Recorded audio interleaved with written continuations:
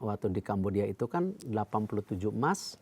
Kita sebelum ke Thailand saja sudah hilang 41 emas yang tidak dipertandingkan. Berarti kita bukan tidak mengapresiasi cabur-cabur lain, tetapi ya memang kita harus fokus ke Olimpiade. Ketika saya sampaikan ini hasil evaluasi, sama nanti juga untuk evaluasi SEA Games, Asian Games kita buka transparan. Toh database-nya udah ada semua kok.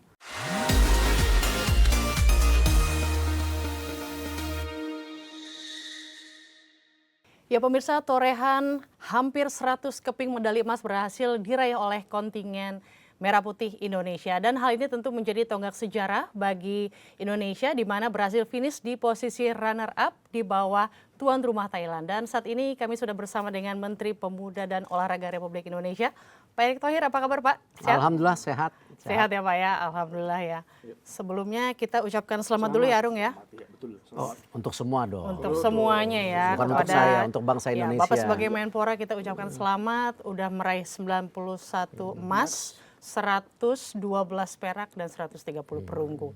Nah dari kurang lebih 50 cabang olahraga nih Pak Erick, sebenarnya ada nggak sih cabur yang sebelumnya diproyeksikan tidak diproyeksikan emas lalu mendapat emas dan apakah apa saja yang di luar ekspektasi? Pasti ada, karena kalau kita lihat kan masing-masing cabur, atlet, pelatih ingin memberikan yang terbaik. Kita jangan melihat tidak mendapat emasnya atau mendapat emasnya saja, bahwa mereka semua berkorban.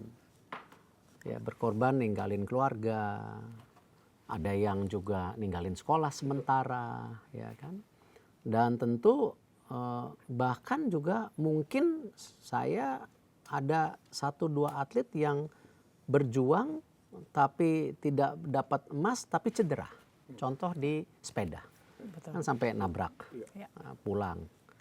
Ya, tapi dia berusaha. Ada juga atlet menembak yang ternyata hamil 4 bulan masih semangat ya Pak. Wah, ya, itu ya. Tapi itulah yang kita harus berterima kasih para cabang olahraga, para atlet, pelatih ini benar-benar memberikan terbaik gitu. Dan kalau kita lihat dari 91 emas, nanti kan kita akan ada 21 cabang unggulan. Ya. Itu dari 91 emas 58 emas dari 21 cabur unggulan kira-kira mungkin 63-65%. Nah, ini yang kita akan tingkatkan. Ya. Bahwa sudah nantinya kalau boleh ya dari 21 cabang olahraga ini kalau bisa di atas 70%. Ya. Supaya apa? Ketika kita mengikuti multi event lain, apakah itu SEA Games, Asian Games, Olimpiade, kita ada yang namanya bukan kepastian tapi paling tidak basis fondasi untuk mendapat emas. Ya. Yang kita harus belajar juga dari Singapura, dari Vietnam. Kalau kita lihat contoh Singapura itu salah satu lumbung emasnya dari berenang. Ya. Kalau Vietnam lain lagi. Nah ini yang kita coba mulai membangun saya rasa. Jadi kalau saya mohon maaf nggak mau melihat per individu karena saya lihat apresiasi. Toh sekarang sudah 91 emas itu jauh di atas target yang tadinya 80. Bahkan kalau teman-teman media ingat waktu di Kamboja itu kan 87 emas. Kita sebelum ke Thailand saja sudah hilang 41 emas yang tidak dipertandingkan. Artinya kalau kita basisnya dari 46 emas ke 91 ini kan udah lebih dari setengahnya ya Pak Erick. Sangat tidak mudah. Dan saya terima kasih kepada semua atlet dan saya juga mengucapkan terima kasih kepada Bapak Presiden ketika Bapak Presiden menerima kami di istana. Ada istilahnya beliau bicara ada satu mimpi saya sebagai individu atau sebagai anak bangsa yang ingin mewakilkan negaranya. Nah, jadi sebagai atlet salah satunya itu kan apresiasi yang luar biasa dan saat itu juga kita senang sekali ketika beliau ya bonusnya 1 miliar. Waduh, itu kan artinya presiden peduli masa depan atlet kita yang selama ini persepsinya kalau jadi atlet itu miskin, tidak ada masa depan. Nah ini yang beliau ingin bangun gitu. Bicara soal bonus ya, Arum, bagaimana nih? Wow. Soal bonus, Pak Prabowo kemarin sempat bercanda tuh, 91, banyak juga. Waduh, banyak juga nih dananya gitu. Dananya sudah tersedia kah? Sudah ada anggarannya kah? Ya beliau punya komitmen dan jangan dilihat 91 emasnya saja loh.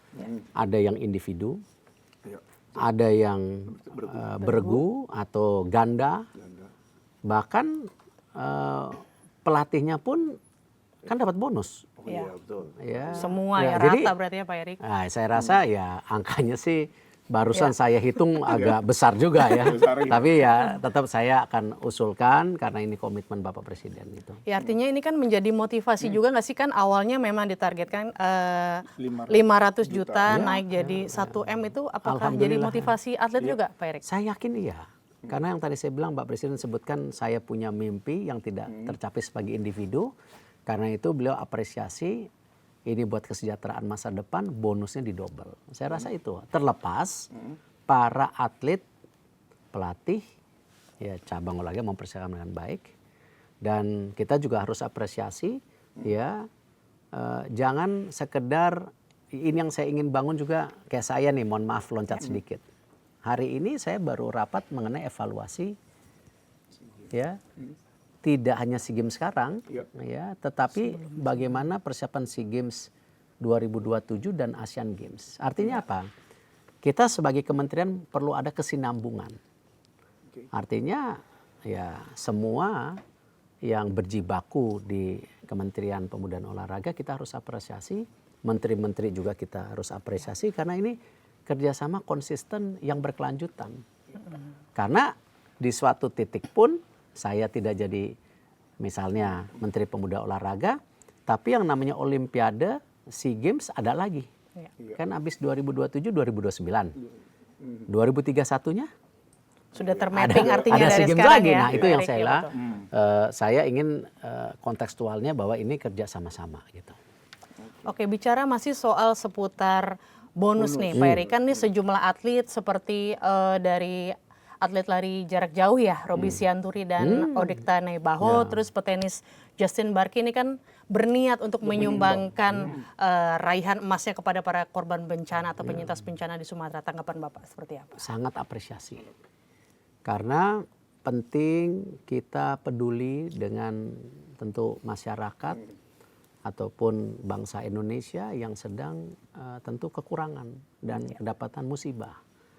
Karena itu saya sendiri, ini bukan artinya apa-apa, ketika saya bersama Pak Tito waktu itu sama Pak Maman, kita tanda tangan kesepakatan bagaimana aset pemerintah daerah dan pusat bisa dimanfaatkan untuk olahraga ke depan ataupun kerjasama dengan swasta atau klub olahraga. Di situ kita juga bersama-sama bersepakat akan mulai memapping, ya kan, bantuan apa setelah pasca. Nah salah satunya disitulah kami Kemenpora kita akan sumbangsi memberikan kebahagiaan untuk tentu para korban bencana alam pasca. Cuman ya sama, kalau para atlet sekarang ingin memberikan sesuatu kepada ini kita harus apresiasi. Itulah pejuang bangsa yang seutuhnya, karena ketika mereka bayangkan Justin itu begitu dapat emas nangis-nangis, ya kan, haru, ya kan, ya.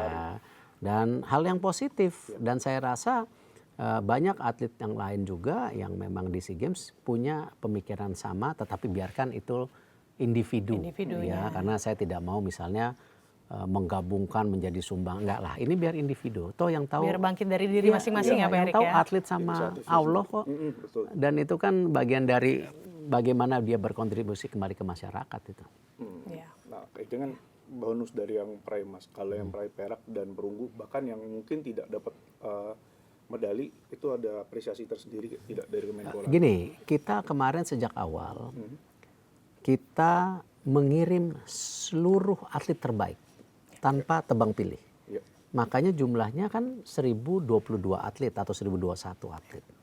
Jadi kita lakukan yang terbaik karena kita tahu mereka ini sudah latihan maksimal. Tetapi, nah, tetap evaluasi harus ada. Karena kenapa? kita di pemerintahan hari ini, Bapak Presiden selalu bilang harus punya apa? Program yang efektif, efisien, dan juga tepat sasaran. Nah, karena itu basis daripada tadi pengiriman atlet, pelatih, cabang-cabang olahraga di SEA Games tahun ini di Thailand yang ke-33 dan menuju SEA Games tentu ke-34 di Malaysia di tahun 2027, ini jadi bahan evaluasi. Ya. Mana cabur yang tercapai, mana cabur unggulan, mana cabur populer yang memang kadang-kadang kalau cabur populer ini harus terus dikirim, kadang-kadang seperti itu realitanya ya. Nah, ini yang kita sekarang mappingkan, petakan untuk ke depan seperti apa. Nah, kita tetap membuka ya untuk cabur-cabur yang tadi misalnya ada beberapa yang janjinya dapat emas 4 jadi 0 atau yang 3 jadi 1 ya. Nah, tentu kalau yang meleset sedikit ya udah. Tapi kalau yang meleset banyak banget, evaluasi ya kita harus beri kesempatan nih? mereka pergi lagi tapi mandiri. Gitu kan saya udah sampaikan, mandiri silahkan. Nah, cuman konsekuensinya kalau mandiri ini problem lagi. Ketika atletnya mendapatkan medali, belum tentu pemerintah bisa bantu, ya kan, yang namanya uang penghargaan ketika dia juara emas misalnya. Nah, itu ada konsekuensinya karena memang kita menggunakan keuangan negara yang harus tertib administrasi. Tapi kesempatan kita berikan. Nah, ini yang kita mau dorong supaya semua atlet dan cabang olahraga yang mempunyai target atau yang mengirimkan punya yang namanya tanggung jawab. Kalau teman-teman media ingat waktu awal-awalnya saya sempat 4 hari sebelum jadi 91 emas, saya masih bicara ini 4 hari ke depan cabur-cabur menghitung dari potensi laporan itu 68 emas kalau tidak salah. Tapi waktu itu saya sama Pak Okto dan Pak Bayu sebagai Chief the Mission, Pak Okto sebagai Ketua KOI, saya bilang 34. Artinya udah diskon 50% loh.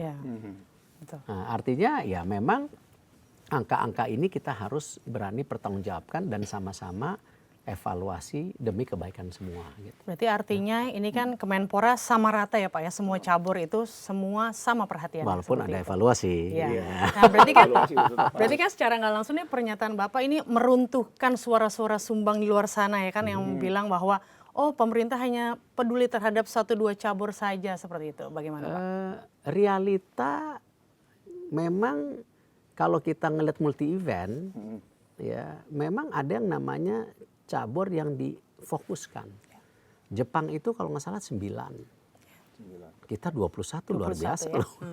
Nah, jadi tapi kan tadi datanya dari 91 emas, 58 emas sudah dari cabur unggulan dan maunya harus di atas 70.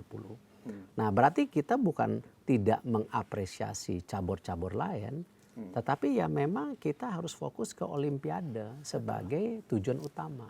Coba kita lihat berapa banyak kejuaraan dunia yang orang ingat juaranya dibandingkan juara Olimpiade. Coba misalnya contoh di bulu tangkis, sebutkan juara dunia bulu tangkis.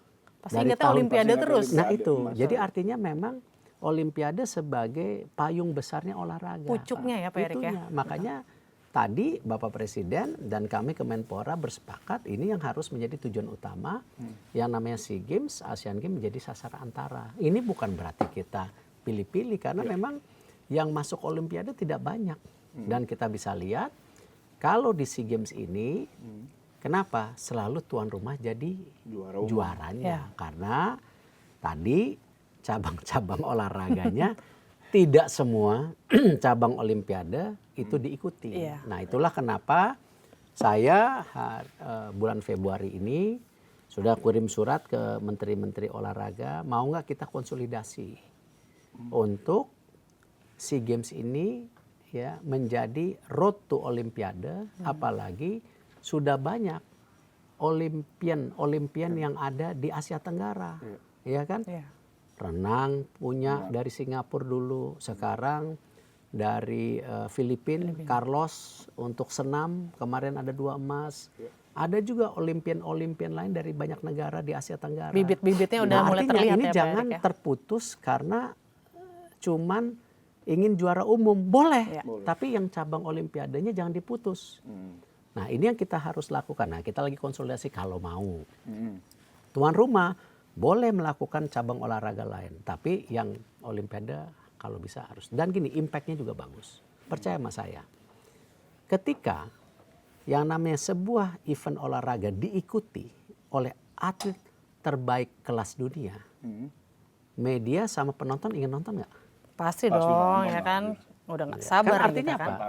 Para olimpian yang ada di Asia Tenggara kalau ikut SEA Games, Iya. itu kan menaikkan value daripada SEA Games itu sendiri secara tontonan publik atau kehadiran publik ingin nonton, tetapi value daripada SEA Games juga meningkat. Contoh yang dikasih lihat oleh salah satu liver kita, Rizky Juniansyah. Bayangan memecahkan rekor dunia Ya. di SEA Games. Total 300-an kilogram Iya ya. kan? Nah, ini kan saya bilang kemarin sama teman-teman di Thailand, rekornya Rizky ditulis loh di SEA Games di Thailand. Thailand dapat nama, SEA Games dapat nama. Iya. Artinya ini kan luar biasa kalau rekor dunia bisa dipecahkan di SEA Games. Artinya kita punya elit atlet di Asia Tenggara. Nah, ini yang saya lagi mau bicara di bulan Februari dengan menteri-menteri yang ada di Asia Tenggara. Saya undang ke Bali. Ya mudah-mudahan mau. Kalau nggak mau ya udah namanya juga usaha. Iya, bener Pak. Iya. Tadi terkait dengan Rizky juga ya. Mungkin kita pengen tahu dari Bapak sebagai Menpora, ada momen apa yang membuat Pak Erik tertarik atau cabur apa nih yang Pak Erik tidak bisa lupakan di SEA Games tahun ini? Ya, contoh.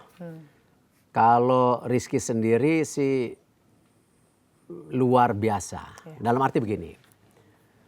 Ketika dia bertanding waktu itu di angkatan snatch ya, yang ngangkat nih. Saya bukan ini teman snatch kalau nggak salah. Kalau clean and jerk kan gitu kalau nggak salah. Ya betul ya. Nah,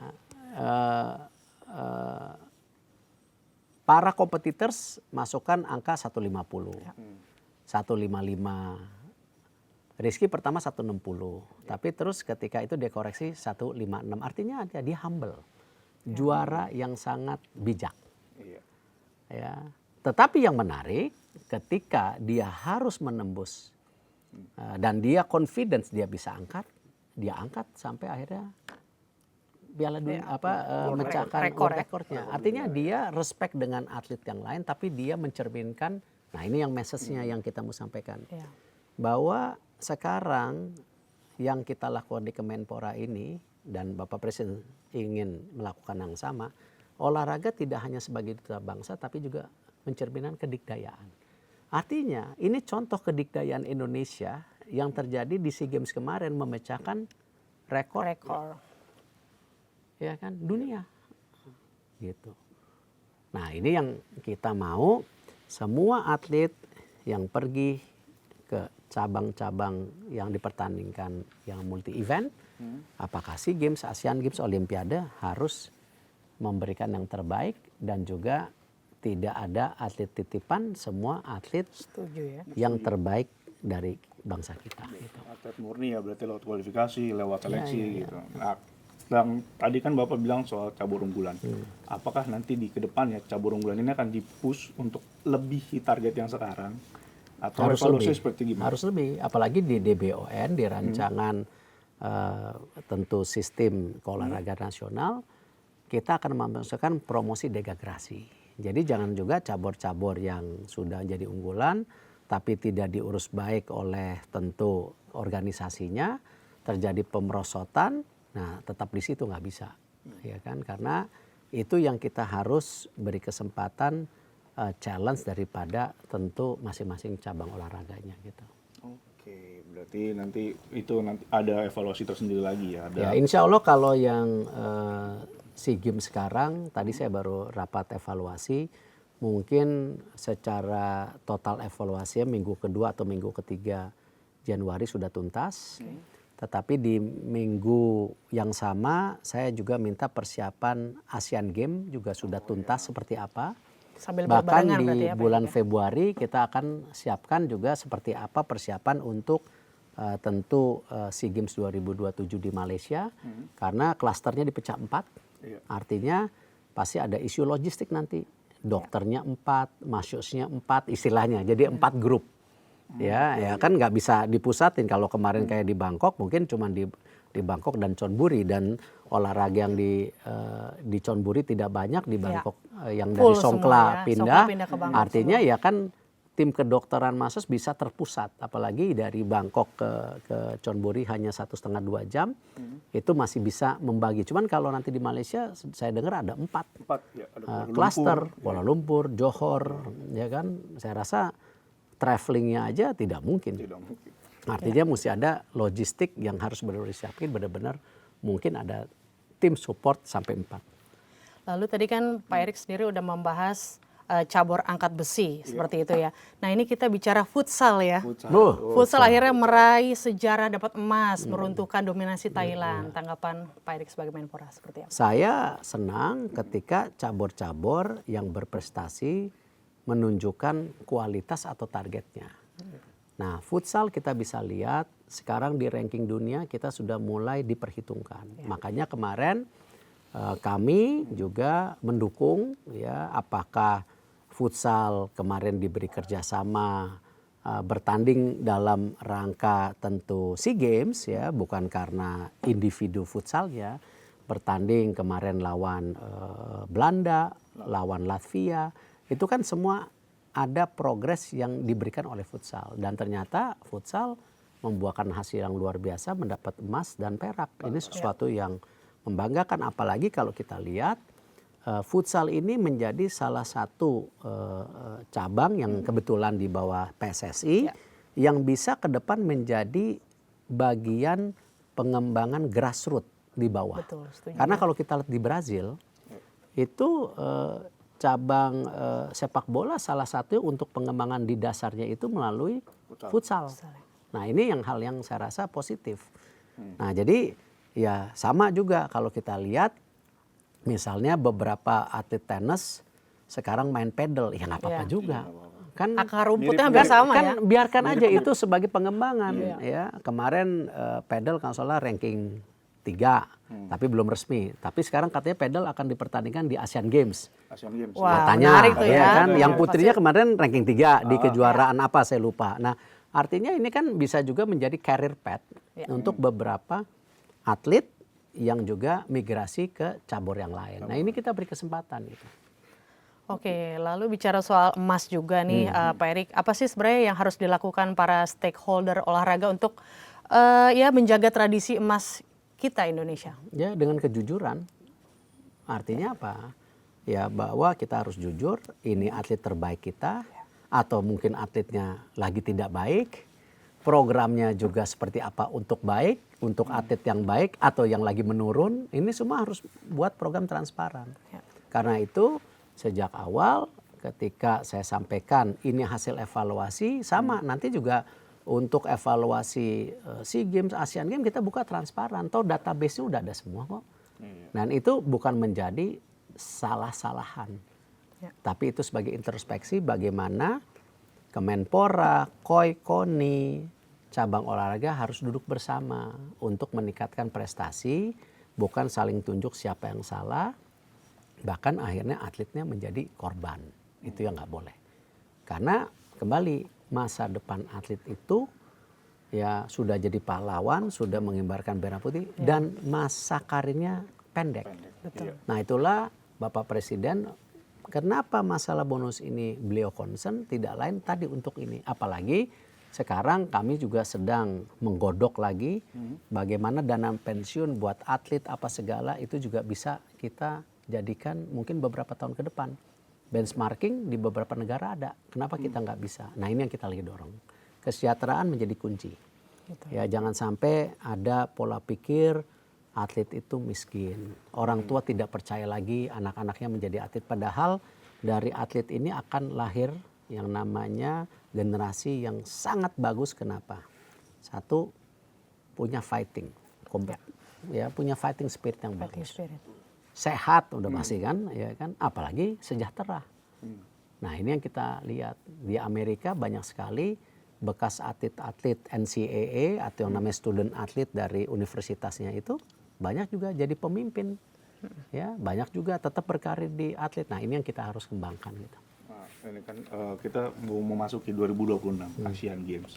Sejauh mana nanti misalnya Kemenpora akan membantu cabur-cabur yang memang butuh bantuan banget untuk tampil di Asian Games Ya. gitu. Kalau dari 2 Asian Games sebelumnya, sebelum kita jadi tuan rumah 2018, itu kan jangan disamakan. Nanti juga jangan dibilang karena siapa itu, karena kerjasama pemerintah cabur itu kita waktu sebagai tuan rumah 31 emas loh, ranking 4. Betul. Ya, tapi jangan bayangkan Ya, itu, jangan ya kan? dijadikan standar, ya. Kalau kita lihat dari 2 Asian Games sebelumnya tuh rata-rata 4 emas. Ya, lalu kemarin yang terakhir kita 7 emas, karena di 7 emas itu ada dragon boat sama ada nomor menembak kalau nggak salah 1, tapi bukan di nomor olimpiade. Nah artinya kalau kita ngelihat realita emas di Asian Games itu 4. Karena yang 7 kemarin dikurangin dragon boat 2 tambah kurangin pistol 1, 4 juga. 4, ya. Nah artinya kalau kita ingin Asian Games ya naik target, ya mesti 7 lagi. 7 ya. Ya kan, dan itu kalau bisa rankingnya kalau 7 itu ya masuk 15 besar. Kalau kita bisa masuk 12 besar, 10 besar, emasnya mesti 12. Nah yang menarik kan Thailand emasnya kurang lebih 12. Nah kita harus bedah dari cabur apa. Nah ini yang kita harus harapkan kalau bisa yang Asian Games itu udah pasti weightlifting, ya panjat tebing, Wah, bulu itu tangkis tuh ya kemarin di andalan Asian ya. Games sebelumnya nggak dapat, ya siapa tahu ini bisa. Ya. Ditambah tentu apa panahan atau menembak. Kalau yang lainnya lagi yang kita. Nah jadi kalau bisa 7, tetapi karena 3 tidak dipertandingkan ya kita harus cari lagi. Nggak mudah cari 7 di Asian Games. Nah tapi ya itu yang kita lagi evaluasi, ya kan seperti apa persiapan Asian Games yang akan di Jepang nanti. Ya, bulan Oktober kalau nggak salah. Iya, bulan Oktober. Gitu. Oke, menarik ini ya. Sudah berarti countdown 1 tahun lagi ya Asian Games nih. Iya, kurang loh, nggak nyampe malah ya. Tahun. Iya. Nah, Bahkan 10 bulan juga nggak nyampe 2 tinggal tahun. sebulan ya SEA Games pun Nggak nyampe 2 tahun 1 tahun lebih ya. Olimpiade Iya. 2028 tinggal 2 tahun 6 bulan. Iya. Iya.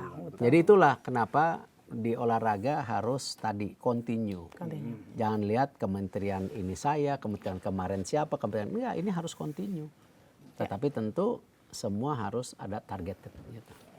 Oke, Pak Erik, Thank terima you. kasih atas kebersamaannya. Terima kasih. Tentunya semoga keberhasilan di SEA Games 2025 ini berlanjut ke Asian Games 2026 dan Olimpiade 3 tahun lagi di 2028 di Los Angeles, Amerika Serikat. Terima kasih Pak Erik Makasih. atas kebersamaannya. Makasih, Ya pemirsa, Makasih ya. Makasih. berikut wawancara tadi kami dengan Menteri Pemuda dan Olahraga Republik Indonesia Erick Thohir. Terima kasih dan sampai jumpa.